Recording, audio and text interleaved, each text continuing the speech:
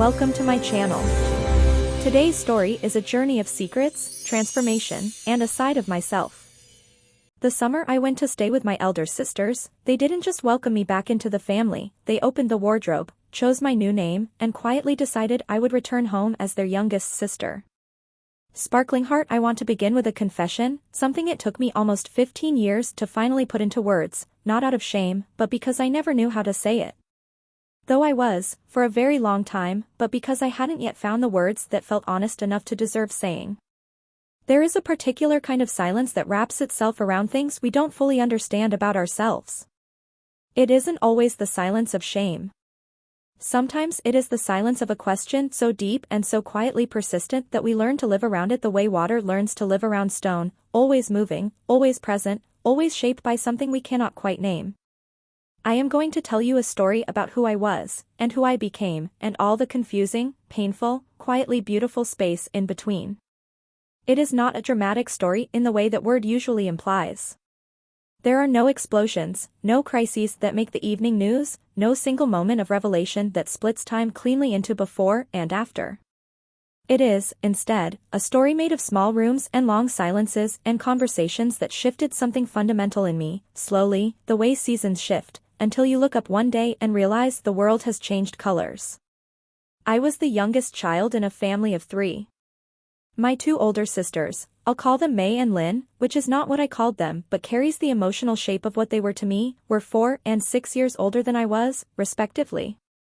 They were, from my earliest memory, enormous presences. Not in the way that bullies are enormous, though at times it certainly felt that way. They were enormous the way all things feel enormous when you are small and the world is still measuring itself against your body. May was bold in the way that people who are never afraid of their own voice are bold. She laughed loudly, disagreed openly, wore her opinions on her face without embarrassment. Lynn was different, quieter, more precise, but no less confident. If May was a storm, Lynn was a river, patient, directional, and quietly unstoppable. I grew up in the current between them. Our house was a place of strong personalities and loud evenings, and I learned early that the way to survive in it was to make myself smaller than the argument, quieter than the music, more accommodating than the demands. Not because anyone told me to. Not because I was afraid, exactly. But because I had discovered, with the unspoken intelligence that children develop before language catches up, that the easiest place to exist in a house full of force was at its edges. I became a watcher. I became a listener. I became the kind of person who understood everyone else's feelings before he understood his own. In school, I was average in the most invisible way.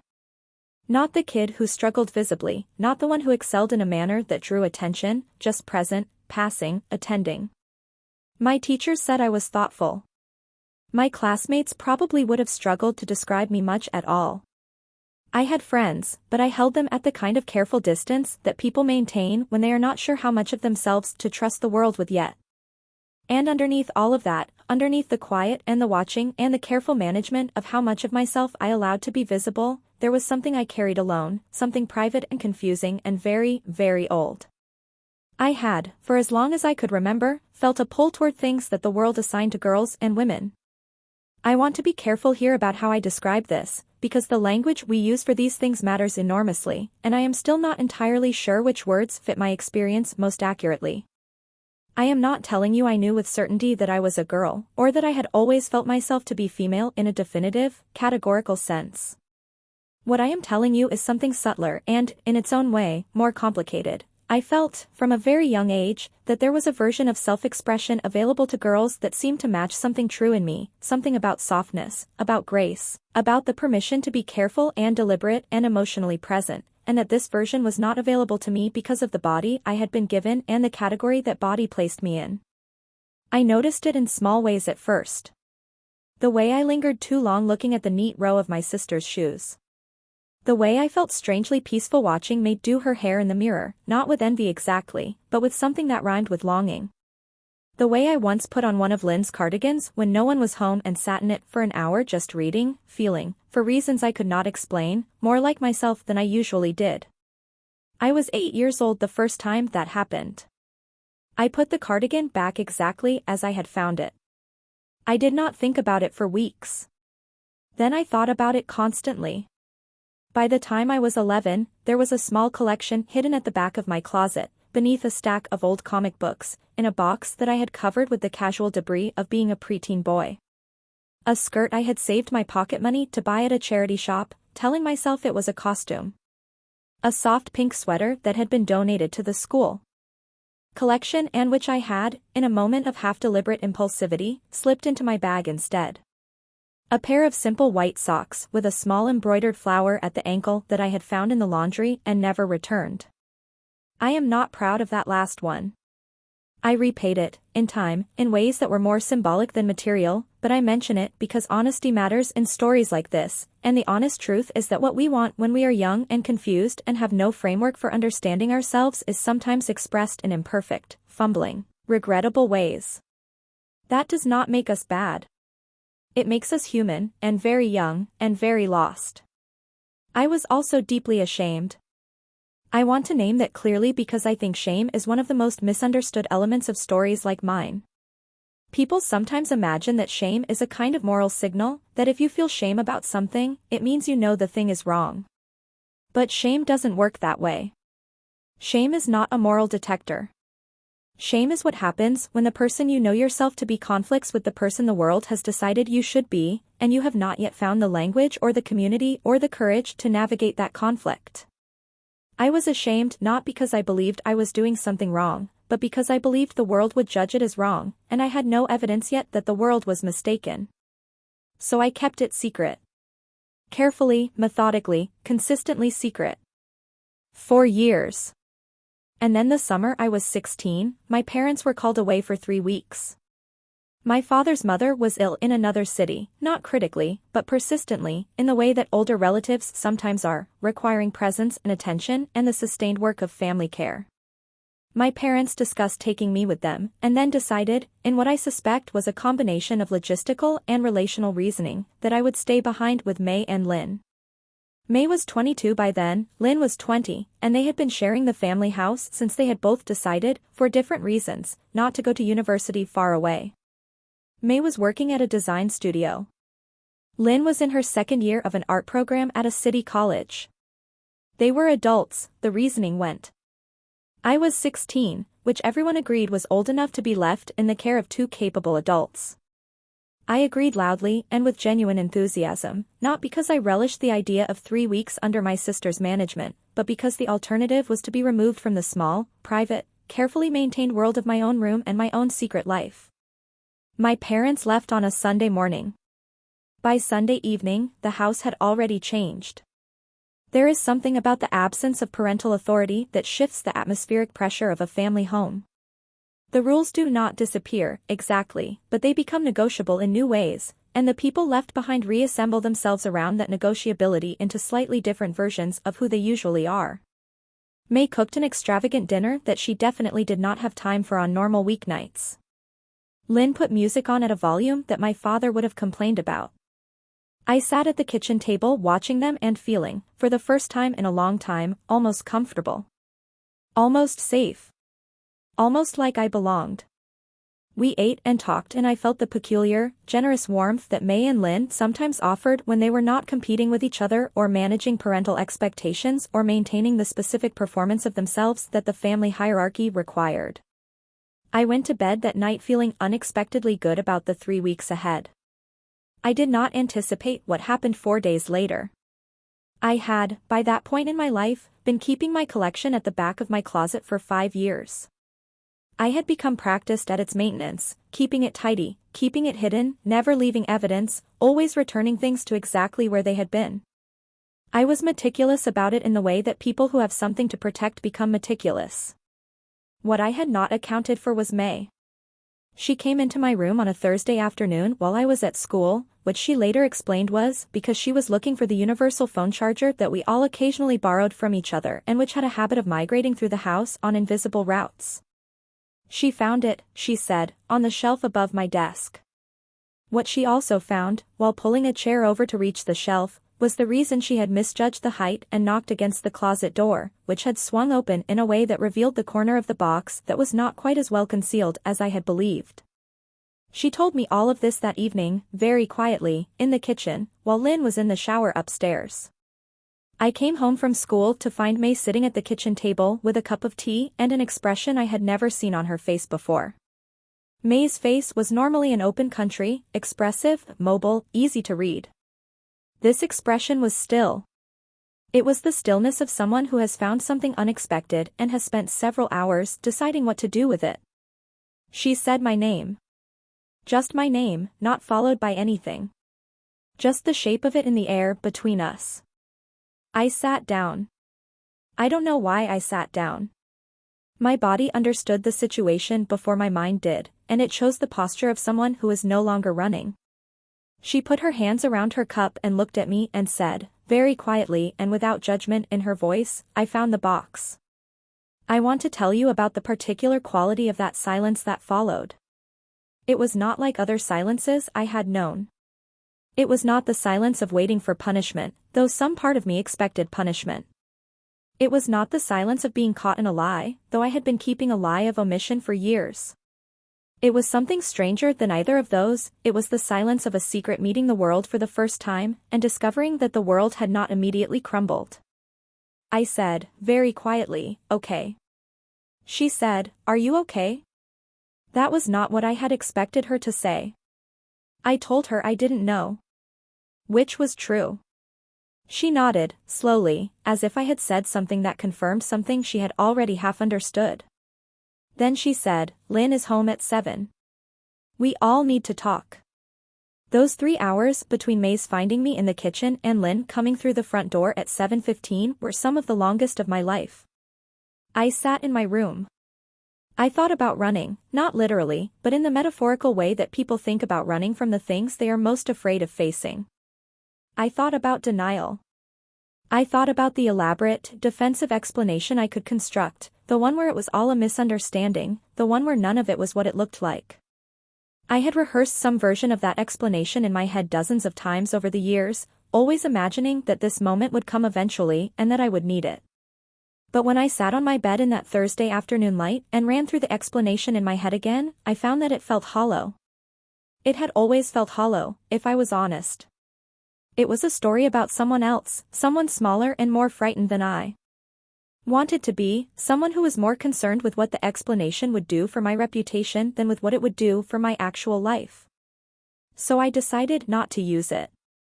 When Lynn came home and May called us all to the kitchen, I sat down at that table and for the first time in 5 years, I did not perform ignorance of myself. I was still frightened. I was still deeply uncertain of what was about to happen. But I sat there without a prepared script, which was, in its own small way, the bravest thing I had done in years.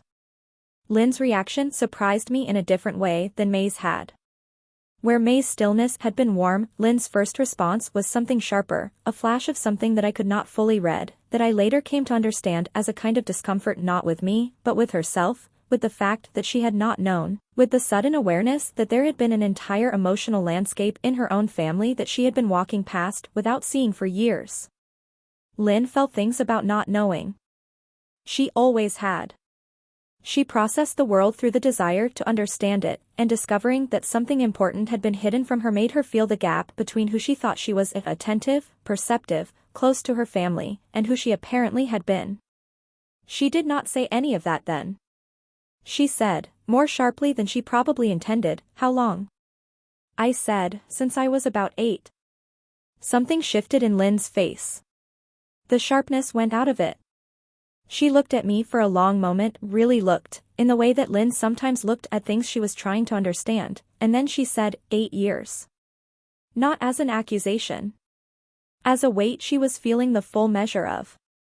May, who had been watching both of us, said something then that I have thought about many times since. She said, you've been carrying this alone for 8 years. Again, not as a judgment. As a fact. As an acknowledgement of something that had been true in our house without anyone knowing it. I nodded.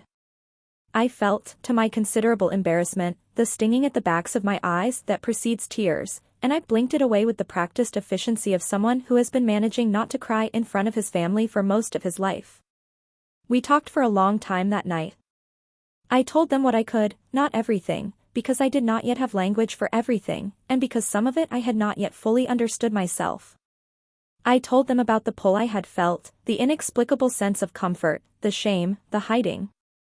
I did not try to define it categorically.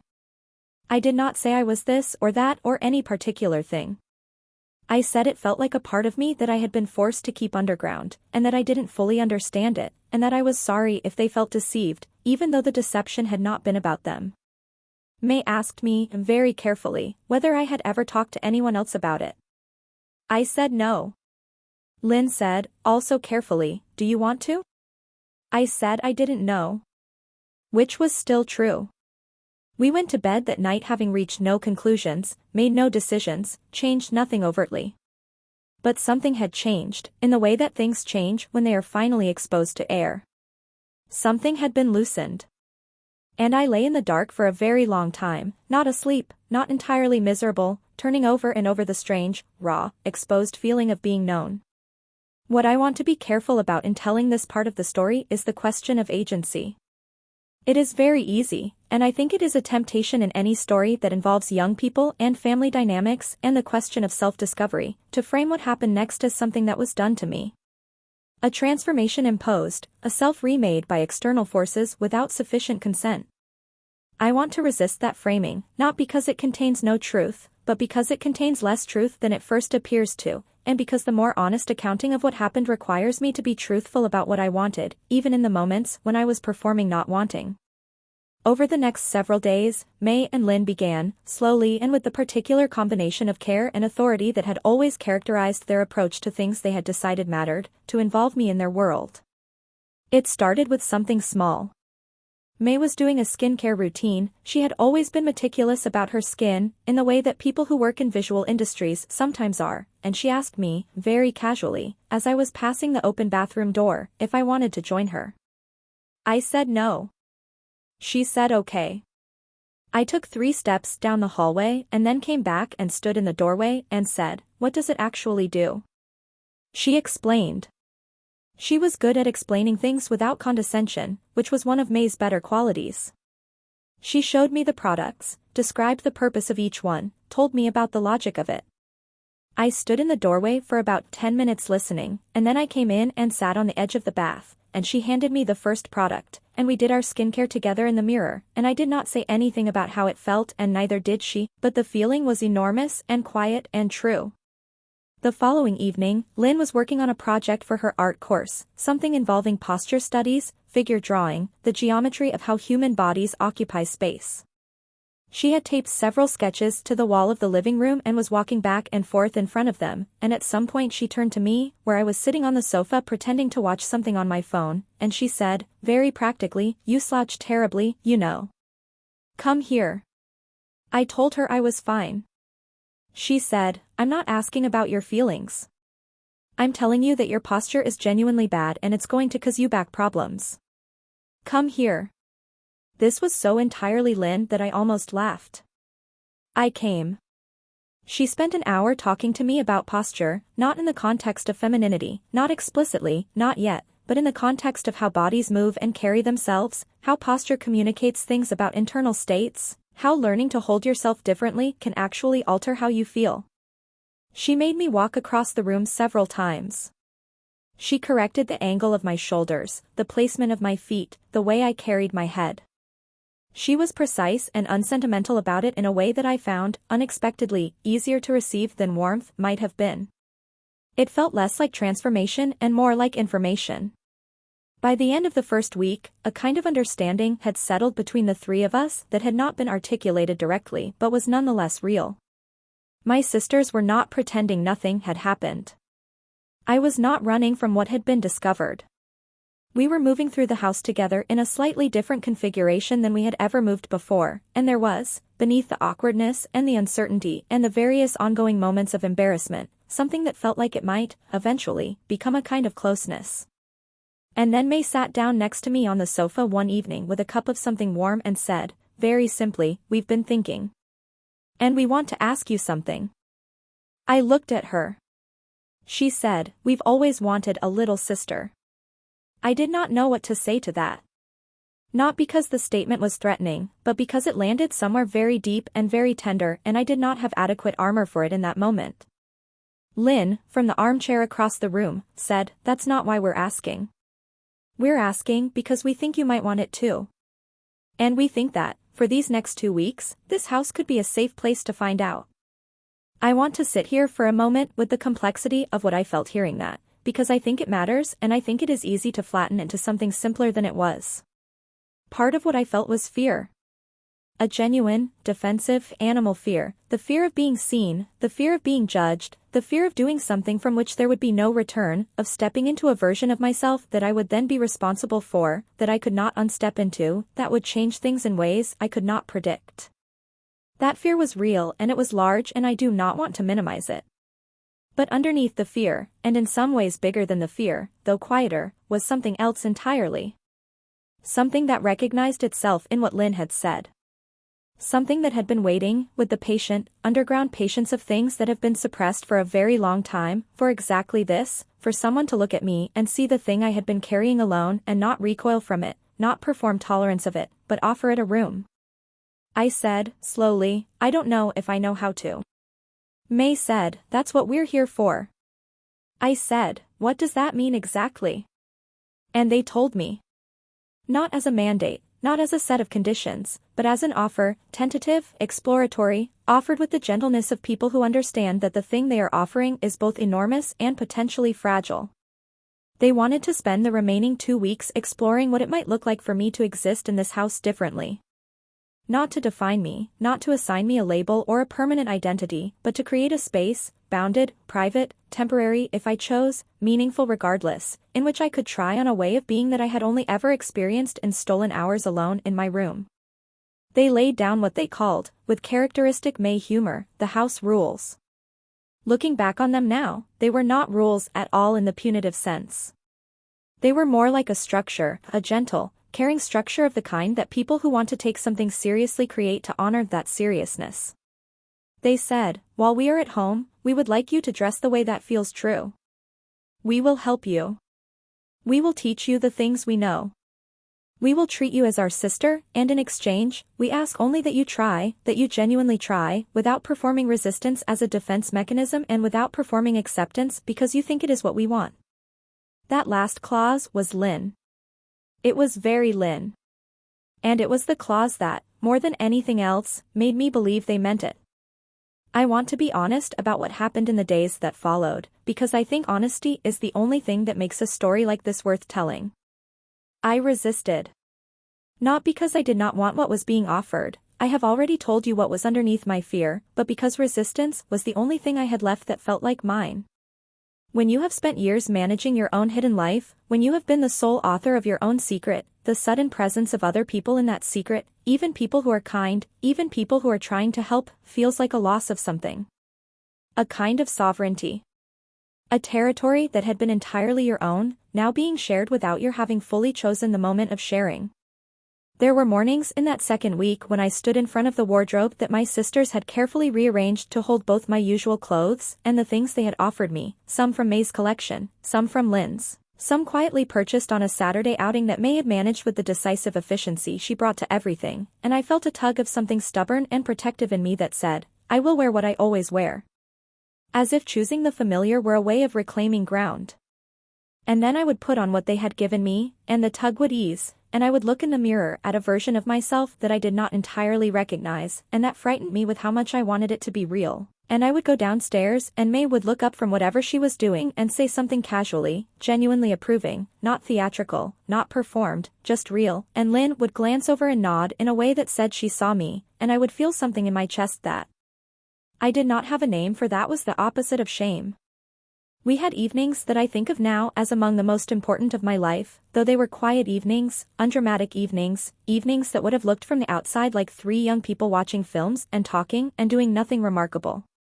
May told me things about her own struggles with identity, not with gender specifically, but with the version of herself she felt expected to be, the boldness that was sometimes performance, the exhaustion of always being the loud one, the way she had spent years afraid that if she ever stopped being large and decisive and confident, she would simply not be anything at all.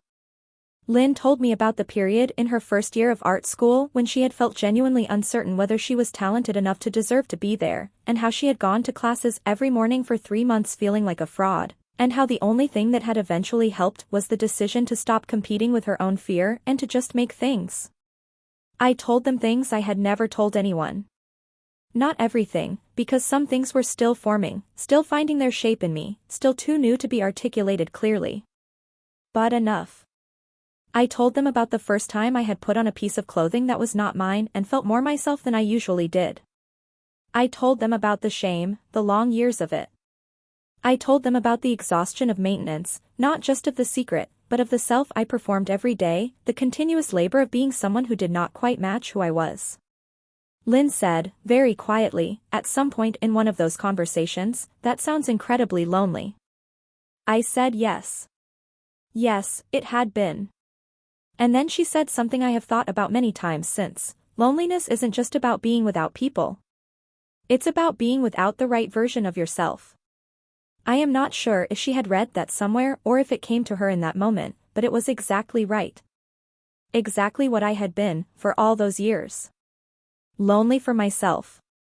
In the middle of the second week, May said, with the particular calm of someone who has been thinking about something for a while and has now decided to say it, "We want to take you out."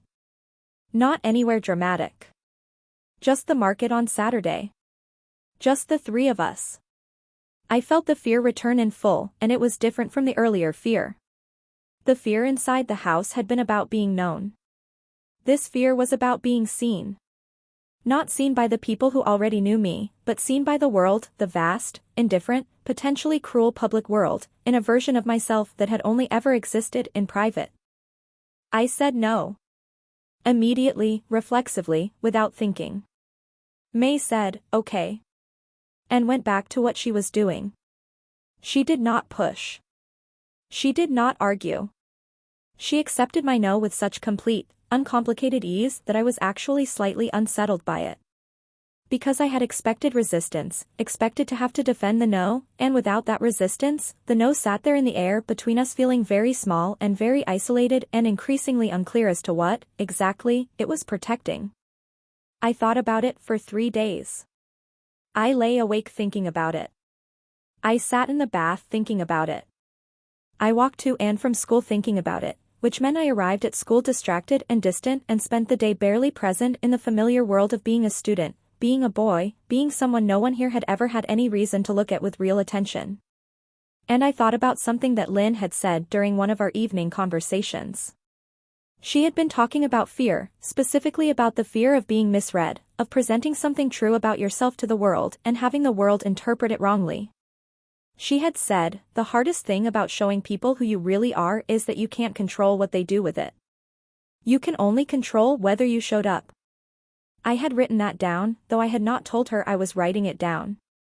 I kept it in the small notebook that I carried in my bag, the one where I sometimes wrote things that I was thinking but not yet ready to say. On the Friday before the Saturday market, I went downstairs at about 10 in the evening and found May alone in the kitchen reading something on her laptop. I sat down across from her and said, "Okay." She looked up. I said, "I'll come on Saturday." She looked at me for a moment with that expression I had come to know as May at her most genuine, the one that was underneath the boldness, underneath the performance of confidence, just her, just human, just moved by something real. And she said, quietly, "Are you sure?" I said, "No. But I want to try." She said, "That's enough. That's more than enough." I did not sleep well that night. I want to be honest about that. I lay in the dark and ran through every possible version of what Saturday might bring, the looks, the questions, the laughter, the cruelty that I had heard directed at people who were perceived as different, as transgressing some unspoken code of how bodies and clothing and gender were supposed to correspond.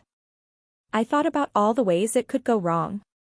I thought about the morning after, about the version of myself that would have to deal with having tried and failed, having been exposed and hurt and forced back into the smaller, safer shape I had occupied before. But I also thought, and this was new, genuinely new, something that had not been available to me before that summer and those weeks, I also thought about the version of myself that might be waiting on the other side of Saturday. The version that had been seen by 2 people who loved me and had not turned away. The version that had spent 2 weeks being treated with care and gentleness and the specific, particular warmth of being included.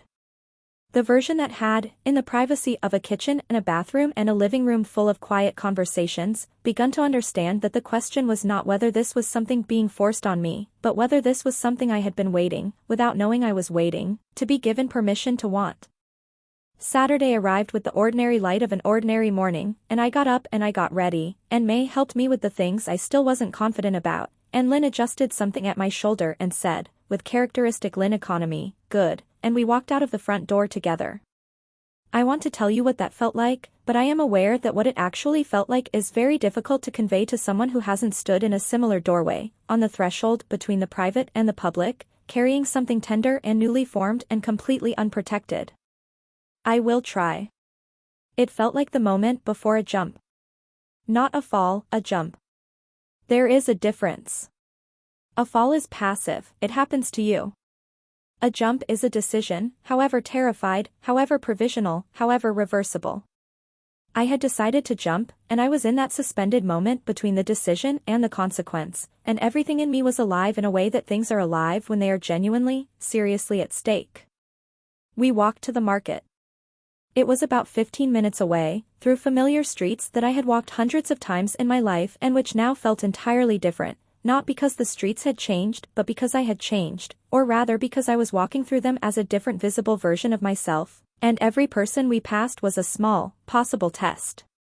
And here is what I want to tell you about those 15 minutes, most people did not look at me. This is the truth that I had not been able to access before, the truth that exists on the other side of the fear, that the world, on an ordinary Saturday morning, is largely occupied with itself. The people we passed were carrying their own preoccupations, their own Saturday morning errands, their own ongoing, absorbing dramas of selfhood. We walked past a man arguing quietly on his phone. We walked past a woman trying to manage a pushchair and a shopping bag and a child who had stopped cooperating. We walked past 2 teenage boys who were talking to each other with the intense, exclusive focus of people who do not notice anything outside their own conversation. A few people glanced at us. One woman, older, with a kind face, met my eyes as we passed and smiled, the automatic, neutral smile of one stranger acknowledging another on a shared street. Nothing more. I almost stopped walking, I was so surprised by how ordinary that felt. May, who had been watching me from the corner of her eye the way she had always watched me and only now did I understand it as the watching of someone who had always seen more than I had known, touched my arm briefly as we turned onto the market street. She did not say anything. She did not need to. The touch said, "I see you. I'm here. You're okay." The market was crowded and loud and ordinary in its own market way, the stalls with their vegetables and vintage clothes and books and homemade things, the sound of several conversations happening at once, the smell of coffee from the van at the corner. Lynn pulled us toward the book stall, which she always did at markets because Lynn was constitutionally incapable of being near a book stall without investigating it. I stood next to her and looked at the spines of things and felt, slowly, carefully, the fear beginning to change its character. It did not disappear. I want to be honest about that. It did not become nothing, did not evaporate in the warm light of a good experience. It shifted. It became something more like alertness, a heightened presence in my body, an awareness of occupying physical space, of being visible in the world, that was no longer purely negative. There was fear in it still. But there was also something else, something I would only be able to name much later, looking back, but that I can name now. There was dignity in it. The specific dignity that belongs to things that are genuinely yours, that you are carrying with full awareness and full responsibility, that no one has given you permission to carry and that you are carrying anyway. We spent an hour at the market. We had coffee from the van at the corner. May found a beautiful piece of fabric at one of the vintage stalls and spent 10 minutes examining it with the focused attention of someone who knows exactly what they are looking at. Lynn bought 3 books and then felt guilty about the weight of them for the walk home. I found a small ceramic bowl at a craft stall that I liked for reasons I could not articulate and carried it home carefully in both hands. On the walk back, Lynn said, also with characteristic economy, "How are you?" I thought about it for a moment. I said, "I think I'm okay. I think I might actually be okay." She said. Yeah. You are. We got home and I put the ceramic bowl on my windowsill, where it has sat in several houses since then, having moved with me through all the subsequent life that followed those 3 weeks. I look at it sometimes and think about that Saturday morning and the specific quality of that fear and what was on the other side of it. My parents came home 2 weeks later. Life resumed its usual shape and pace. The thing I had discovered about myself over those weeks did not disappear back into secrecy, but neither did it immediately become public or fully articulated or resolved into any neat category. That is not how these things work, and I think it would be dishonest to suggest otherwise. What had changed was something more fundamental than a label or a public identity or a resolved answer to a question I had been carrying for 8 years. What had changed was that the question was no longer primarily a burden. It had become, alongside its weight, a genuine thread of inquiry, something I was curious about as much as afraid of, something I was willing, for the first time, to engage with openly rather than suppressing or containing. I did, in the years that followed, talk to a counselor. I had been reluctant to do this for a long time, reluctant with the specific reluctance of someone who is afraid that articulating something will make it too real, too fixed, too committed to a meaning that might not be the right meaning. My counselor, a patient and thoughtful person who had worked with many young people navigating questions of identity, was enormously helpful in the way that good counselors are, not by telling me what I was, but by helping me understand the landscape of my own experience more clearly, by offering frameworks that helped me think without demanding that I arrive at any particular conclusion. What I came to understand, over the following years, was that my relationship with gender, with the expression of self, with the clothing and comportment and presentation that the world organizes into masculine and feminine, was not something that resolved itself into a single, clean narrative. I am not going to tell you that I arrived at a definitive answer to the question of who I am, because that would be a lie, and because I think definitiveness is sometimes less honest than ambiguity when it comes to questions of this depth. What I will tell you is that I arrived, eventually, at a relationship with myself that was no longer organized primarily around secrecy and shame. That I found community, over time, with people who understood from the inside the specific texture of the experience I had been carrying. That I developed, slowly and with considerable effort, the capacity to exist in my own skin with something approaching equanimity, not always, not perfectly, not without the occasional return of the old fears, but consistently enough to constitute a life. I think about May and Lynn often. The relationship between us changed that summer in ways that have never fully returned to what they were before, which is not a loss but a deepening, a settlement into something more honest and more durable than the version of siblinghood we had practiced before. May and I talk more than we ever did. She has told me, in the years since, that discovering what I had been carrying changed something in her understanding of herself too, made her more aware of the assumptions she carried about people close to her, more attentive to the space between what is visible and what is true. Lynn has written about themes of identity and presentation in her art for years, not explicitly autobiographical, but with the particular resonance of someone who is drawing on genuine lived knowledge. They did not fix me. They were not trying to fix me. What they did was something both simpler and more profound. They created, for 3 weeks, a space in which I was allowed to exist without the performance of someone I was not. And in that space, something that had been small and frightened and underground found enough light to begin the long, slow, genuinely lifelong work of growing. I want to speak directly to anyone who recognizes something of themselves in this story, because I think that is part of why stories like this matter. If you are carrying something private and confusing about who you are, about gender, about identity, about the version of self that exists underneath the version you perform for the world, I want to tell you several things that I wish someone had told me. The first is that the question is not an emergency. You do not have to resolve it now. You do not have to arrive at a label or a declaration or a public identity before you have had enough time with the question to understand what you actually feel. The pressure to name yourself definitively, to locate yourself precisely on some map that other people can read, is real. I am not dismissing it, but it is often more urgent in our imagination than it is in reality. Most of the people who love you are more interested in you than in your taxonomy. The second is that shame, while real and powerful and genuinely difficult, is not truth. It is a weather condition. It can be very severe weather, and it can do real damage, and it deserves to be taken seriously. But it is not a verdict.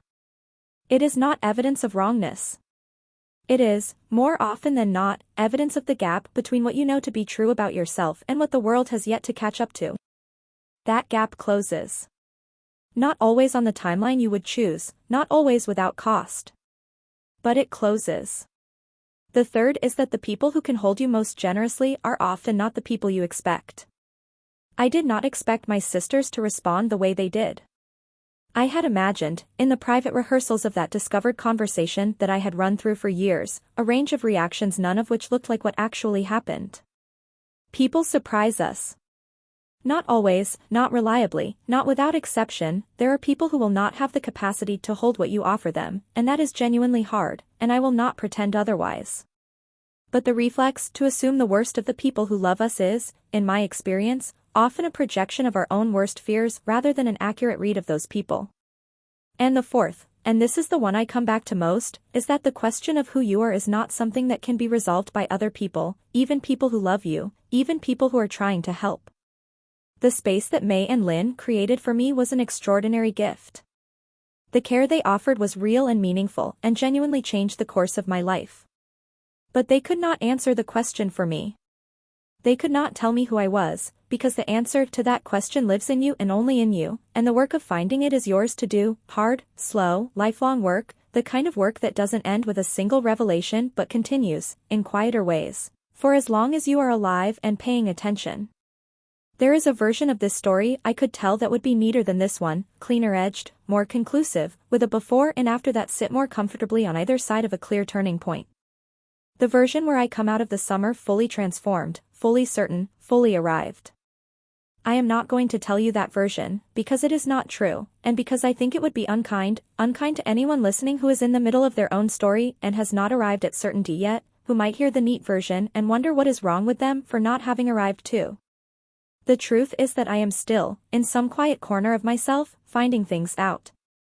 Still occasionally surprised by what I discover.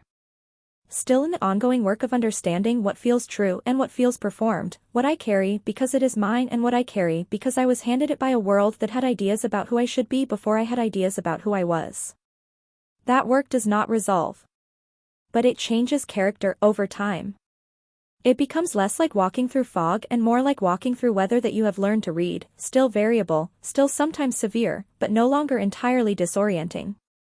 I carry the ceramic bowl from the market. I carry the memory of that Saturday morning and the specific quality of that fear and the ordinary kindness of a stranger's smile. I carry the evenings in the kitchen and the things my sister said and the slowly dawning understanding that being known, genuinely known, not managed or performed or carefully edited, but known, is one of the most important things a human being can offer another human being and one of the most courageous things a human being can allow themselves to receive. I carry the question, still, because the question is not finished with me. But I carry it now without the weight of secrecy. I carry it in the open, where it can get light, where it can breathe, where it can, in its own strange and ongoing way, continue to grow. If there is a lesson at the center of all of this, I think it is simply this: the self we hide is still the self. The version of us that we bury under performance and fear and the long, exhausting work of managing what other people see, it does not disappear. It waits. It is patient in the way that true things are patient, with the deep patience of things that know they are real and that eventually, one way or another, the surface will have to accommodate them. You do not have to rush toward the version of yourself that you are afraid of. But you do not have to run from it either. You can move toward it at whatever pace feels survivable. You can take the small steps before the large ones. You can try and retreat and try again. You can sit in the kitchen with people who love you and not yet know what you want to say and trust that not yet knowing is not the same as never knowing. The summer I was 16 gave me back something I had not known I had lost, the permission to be curious about myself. Not the answers, the permission. The small, essential act of looking at my own experience and saying, this is worth understanding. This matters. I matter, not despite the question I carry, but including it, because the question is part of who I am, and who I am is the only thing I have ever truly had to offer the world. I hope you carry your own questions gently. I hope you find, or have found, or one day find, the people and the spaces and the moments of unexpected grace that give you room to ask them. And I hope, in whatever way the word hope means anything when it travels from one life to another through the improbable medium of a story, I hope you know that you are not alone in the carrying. Thank you for watching, and for spending this time with me. If something in this story helped you understand yourself or someone you love a little better, I hope you'll feel free to explore more here, and wherever else your curiosity leads you. The bowl still sits on my windowsill. Some things, when you finally carry them in the open, turn out to be lighter than you feared. Not light, but lighter. Lighter is enough.